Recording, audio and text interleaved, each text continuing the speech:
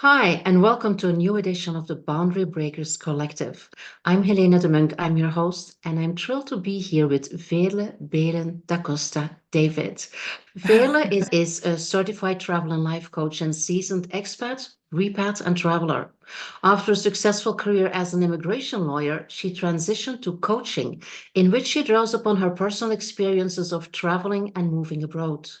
Veerle supports her clients on their inner and outer journeys so that they can find belonging, connection, and purpose, and feel at home no matter where they are. Besides her coaching programs, she organizes online community events, masterclasses, and workshops for individuals and companies. Welcome, Veerle. It's a pleasure to have you here. Thank you. I'm really happy to be here today, and I'm looking forward to our conversation. Absolutely. I'm very interested, first of all, to find out why do you consider yourself as a boundary breaker?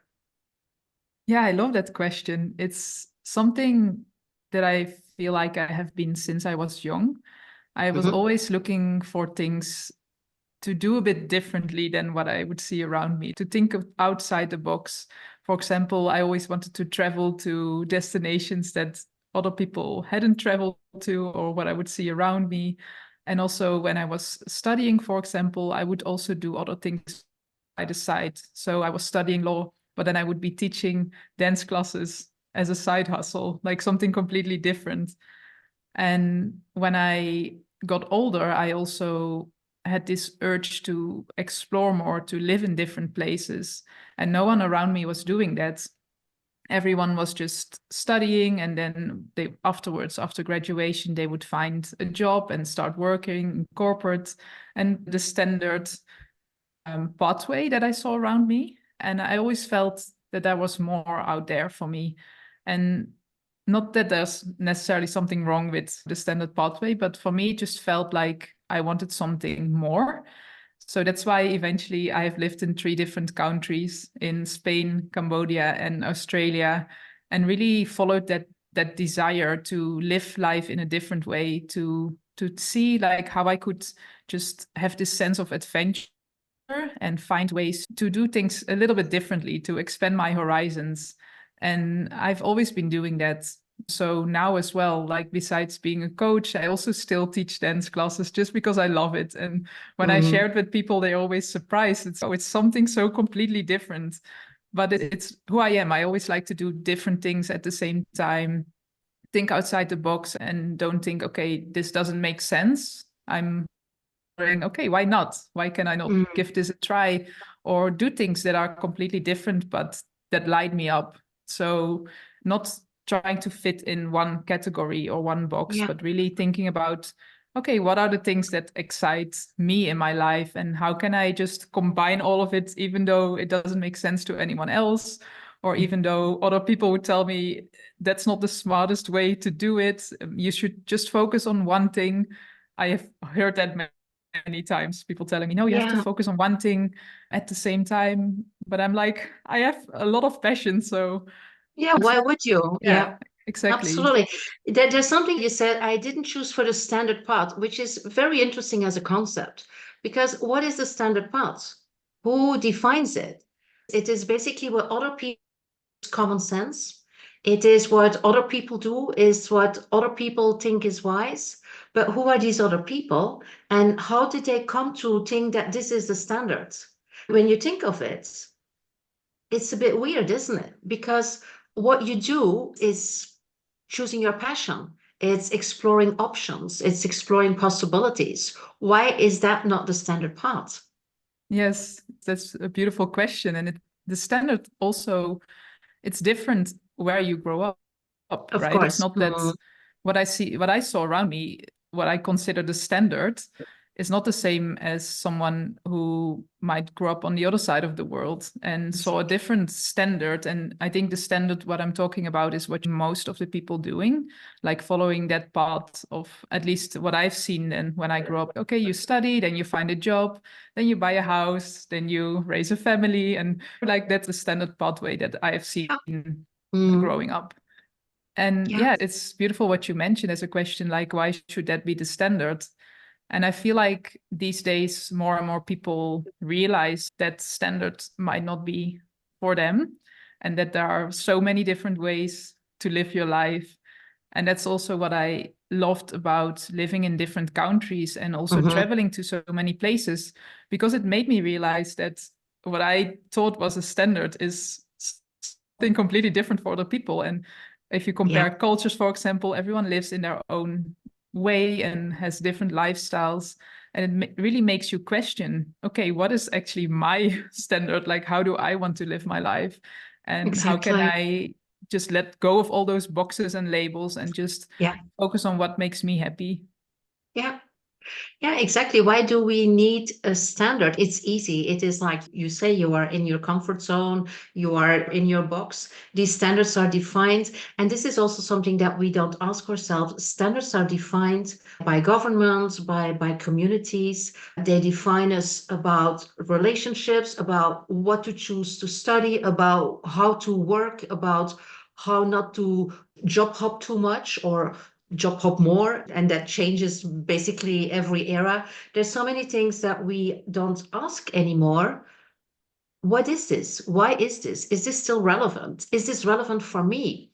And when somebody like you starts traveling and understands that these standards that are govern your life in Holland or in Belgium or in Western Europe are completely different from standards in Australia or in Ghana or in Pakistan, especially for women, then probably you start asking yourself, why? Why do we have to live like that? Why do we have to study first and then have a career? Things are turned upside down now because of the enormous acceleration of technology and AI and things like that. We know we are going to be continuous learners. While before it felt like, okay, we study, we do university, then we do a master, manama, and sit. And then we can continue our career in law for the rest of our life or in finance for the rest of our lives. This is completely disturbed, and it makes a lot of people feel very uncomfortable and very insecure because we don't know what the future will bring us, and we have not learned to embrace uncertainty. We have not learned to embrace paradoxes.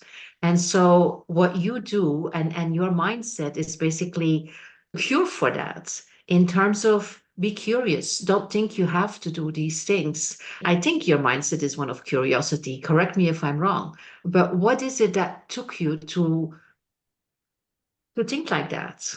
Were you like stimulated by that by your parents or by a mentor, somebody that was important in your life? Or was that something that you did on your own, basically not supported by your caregivers? How was it for you?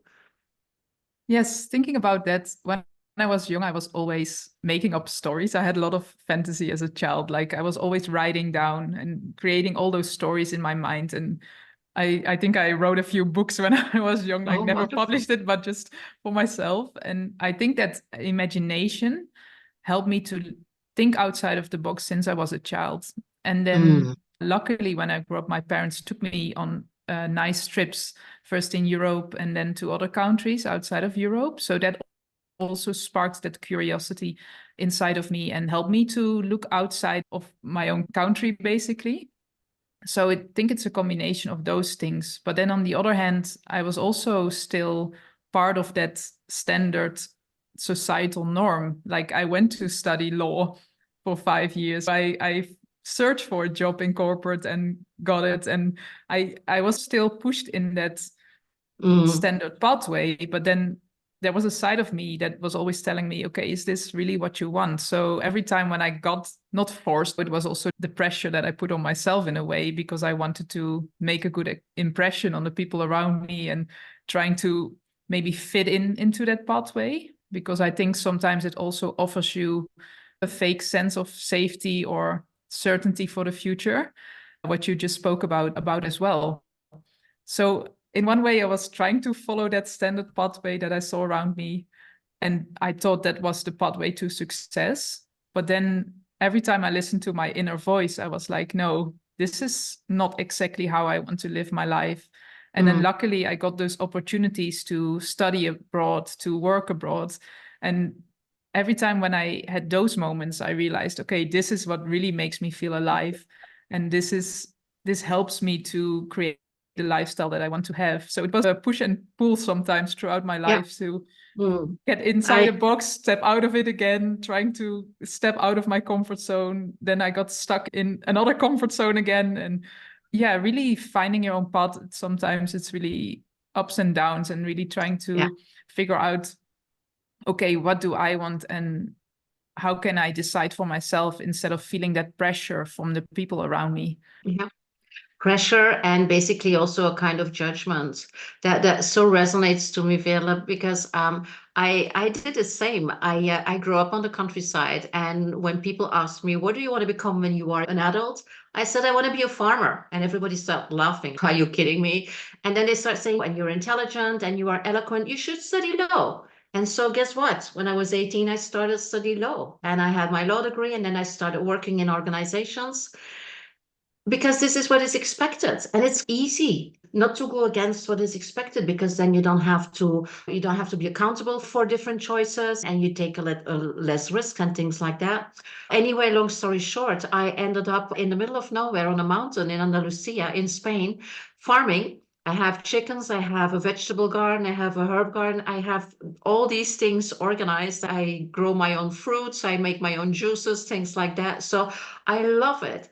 And it gives me also the presence and all the resources I need for my work, for my mission to support women leaders and to do my coaching, to be very present and calm, also offer this opportunity for other women to join here, to reconnect with themselves and also with nature. And judgment played a big role in why I did do things and why I didn't do things and why I chose, until there's a certain moment where you say, you know what, I just follow my own, I follow my heart, I follow my soul, I follow my mission. And I think it's very strong for people to be able to do that and to say, okay, society rules are there, and that's fine for everybody who feels like they can live with it, but it is not the only way that you can live. So that really resonates. But I also see that a lot of people I'm talking to about this is about, what will other people say? I don't know, how many times did you hear that? Are you crazy? What are you thinking? Are you Yeah. sure? You shouldn't be doing that. This is something that I very often hear in my life. And I would say to everybody listening in or watching this, if you hear that, probably you are positioning yourself in a situation where you make other people feel uncomfortable, and where they project their fears and their risk aversion on your life. So be very careful to take that too seriously, to take their advice too seriously. What's your experience with that, Veerle? Yeah, I can so resonate with that, especially when I started my business a few years ago. It was something completely new for me because I had been working in law for so many years. And it happened when I moved from Australia to the Netherlands. I lost my job and my visa there. And suddenly, unexpectedly, I was back in the Netherlands without a plan. And I was in complete shock. And I was like, okay, what am I going to do with my Mm, life, basically? I was really struggling. And at that time, what people around me would ask, oh, have you found a new job already? And I was just not thinking about it. It was really their standard pathway that they had in mind for me and what they again? expected from me. And I was really struggling to figure out what my next step in life would be.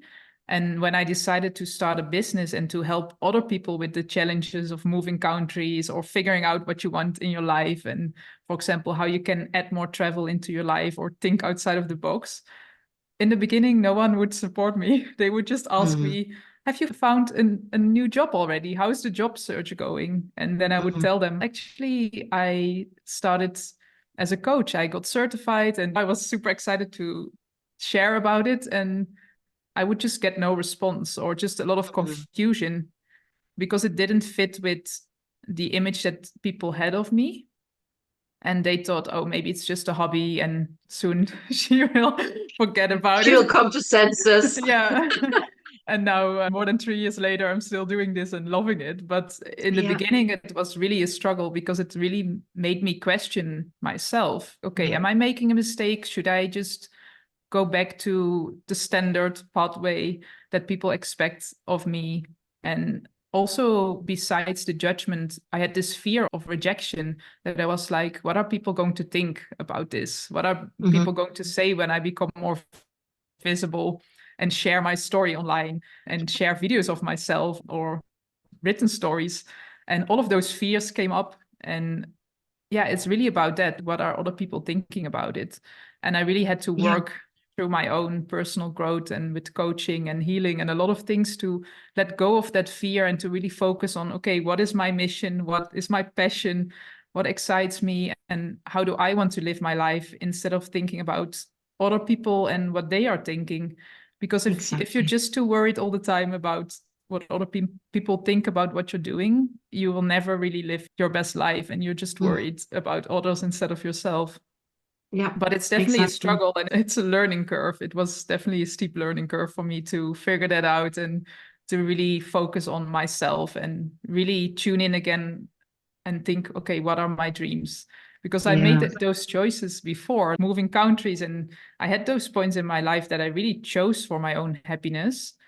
But then sometimes, especially when I moved back to the Netherlands in this sort of familiar environment, it was so easy to get stuck in that comfortable bubble again. Comfy, cozy bubble. Yeah, So absolutely. really, again, like thinking about and reflecting on, okay, no, this is my life. What do I want?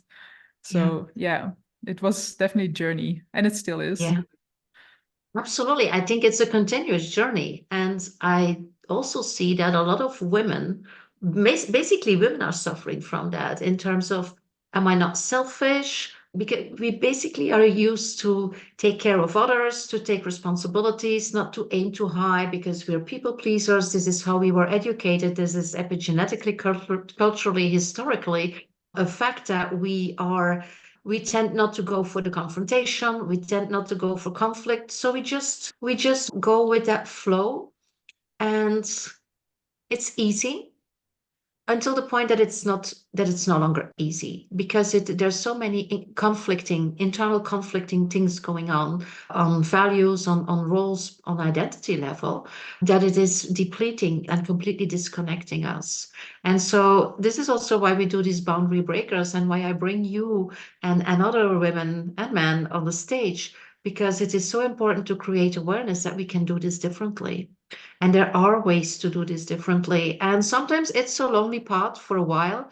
But what is very important is that you find a tribe, that you find people, that you find allies that support you, and that you get away from people that take you down. And I'm not saying that you have to break all relationships, because sometimes it's family, sometimes it's people that are very close, and they do this with the best intentions, especially for themselves. But it's very important to build your community of support and to connect with women, with people that have the same passion, that understand what you're doing, that understand why you are doing it, and that encourage you and validate you and sponsor you. And because especially I have this experience with women communities, we can lift each other tremendously. And so find your tribe. I don't know for you, Veerle, if you have found a tribe, or if you have found this community or a mentor or somebody that supports you in what you're doing, and how you work with that. Yeah, for me, it made a big difference as well. In the beginning, I was just trying to figure everything out by myself. Yeah. And then I realized, okay, I need support, because there was just so many things I didn't know about becoming an entrepreneur, or like having a coaching business, all of those questions. And it really helped me to connect with, for example, other coaches, but also people who are traveling and working at the same time. Like, how do they do it? Or people who also had moved back home, like I had to do, and share those experiences with each other. And I really found communities and just friendships of people who were in a way going through the same thing, or were on the same path of, for example, letting go of the 9 to 5 and starting a different lifestyle. So it really helped me to connect with people who were just living life a little bit in a different way, even if it wasn't really exactly related to what I was doing, but just to hear someone's story and be like, oh, wow, this is also possible.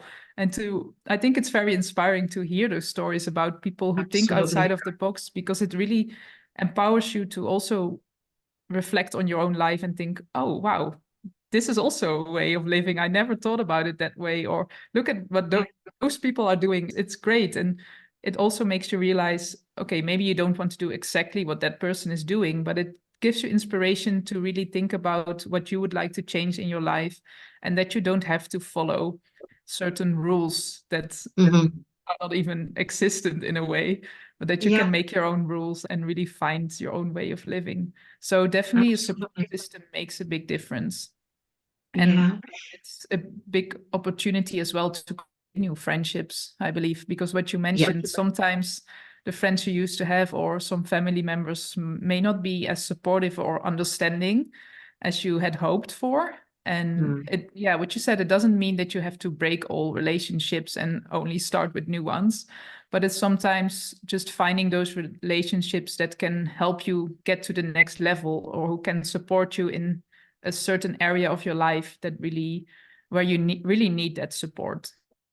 I think that's really important, because we often think that we need to do everything by ourselves until we find those connections and we realize, okay, it's so much easier if I can just share this with other people and share experiences and get support. And I've also worked with coaches myself. I still do, because I also think as a coach, I still have my own blind spots. So it's really helpful to work with someone else who can also help me to the next level again, and really create that support system around you. I think that's really important. Absolutely. It's a good thing that you mentioned that work with a coach. And I'm not saying that, and you're not saying that because we are coaches. We are saying that because we know that is the only way to be supported and to have a professional and kind way to address our blind spots, address our challenges, to talk about things that we are not capable of talking to, or maybe we don't even have language for it because we don't have that professional experience.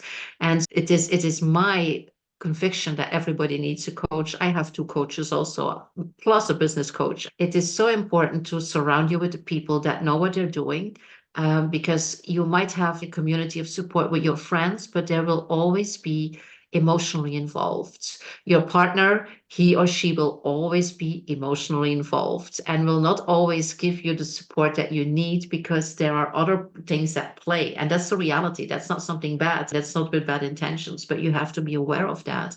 And so what I also want to come back to, Veerle, is what you said earlier in our conversation, where you said, and luckily I had the opportunity to study abroad and to travel.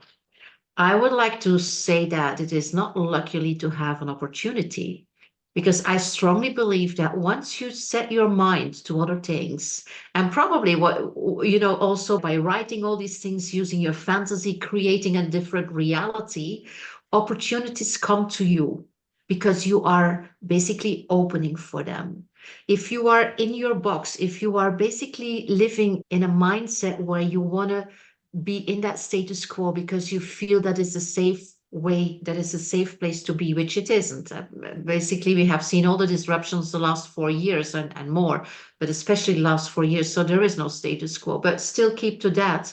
You will not see the opportunities. It is when you open your mind, when you open your heart, and when you are curious, that opportunities that come for everybody will be visible to you, and then you will use them and you will jump on them. And I think it's very important also to understand that if you say these opportunities don't come to me, I would like you to reframe that and say, I am not seeing them, because we only see, we filter. This is how we are.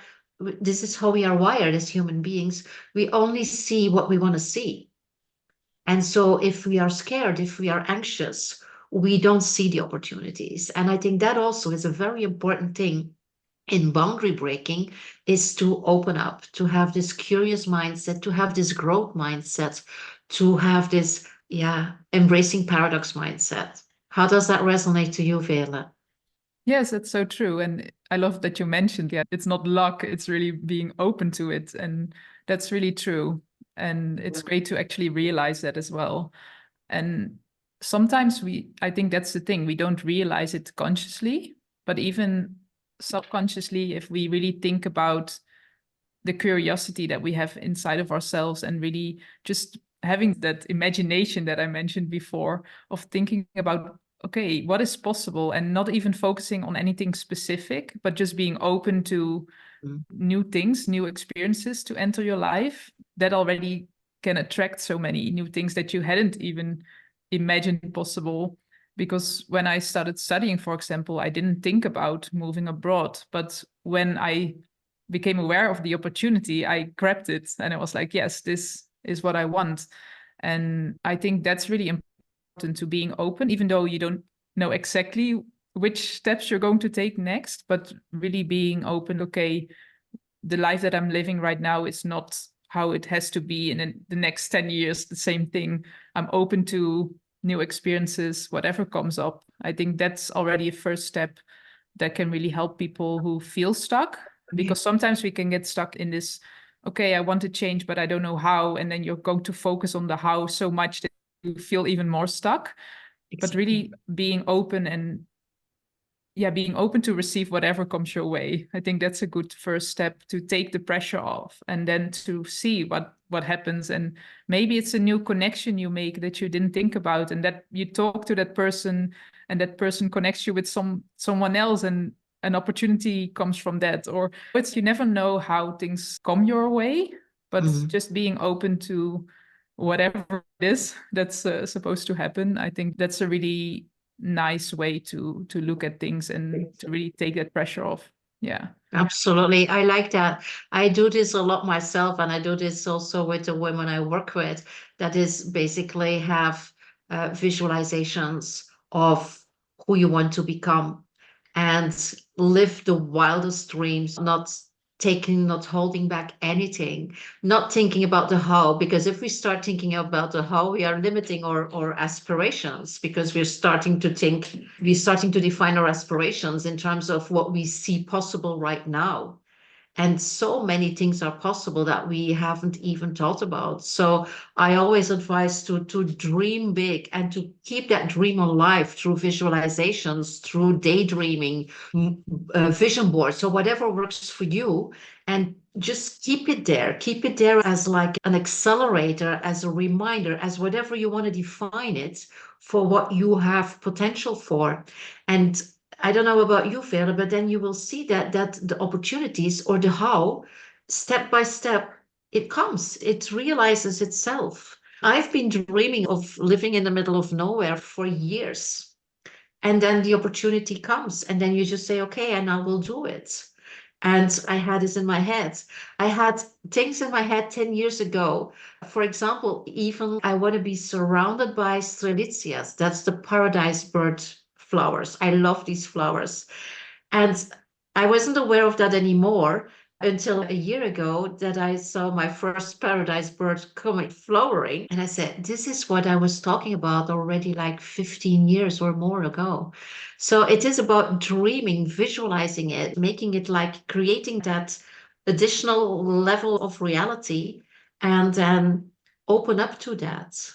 And then I strongly believe that the universe is organizing itself around what you really want and around your mission. And it does everything to make it possible, as long as you allow it. This is how I look at things. And this is giving me a lot of strength and power also, in order to manifest and to create the things that I really want in my life. Yeah. Yeah, I love that. I also really resonate with that. And I try to meditate every day. I have to say, sometimes life happens and it doesn't work, but it's really my intention to start my day with a meditation and a visualization, to, even if it's just to imagine what my ideal day would look like, walking myself through the day, and whatever meeting I have planned, to imagine that it's going in the best way possible. And that's very much on a small scale, but you can take that to throughout the years to come, to really imagine what you said, to dream big. And even if it seems absurd what you're dreaming about, just to open yourself up and not limiting yourself in your dreams. Because I feel like if you cannot even imagine it in your mind, how is it going to happen in your reality? So it really starts with that imagination.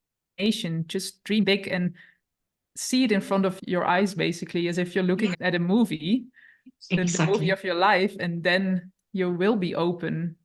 You will open up to those new opportunities to come your way. And as you said, like sometimes you don't know how long it takes. It can be 15 years later that you suddenly realize, hey, this flower was in my imagination years ago. But that's the beauty of it as well. I feel like it happens in the right timing and you don't know how it's going to unfold. But that's the joy of the journey as well, to really imagine and see what's going to happen, but to never stop dreaming big, because I feel like that's the sort of the guidance that we get to live our best life. Absolutely. And these are very beautiful last words. It's the joy of the journey. It's the joy of dreaming big. And I thank you so much, Veerle, for contributing to this and bringing your views and also your experiences and your wisdom. If you want to connect with Veerle, if you want to connect with me, all the information is below in the comment box. And the only invitation that we have for you is just go out and break some boundaries, and hope to see you in our next session. Bye for now, and thanks again, Veerle. Lovely to Thank you have so you here. much.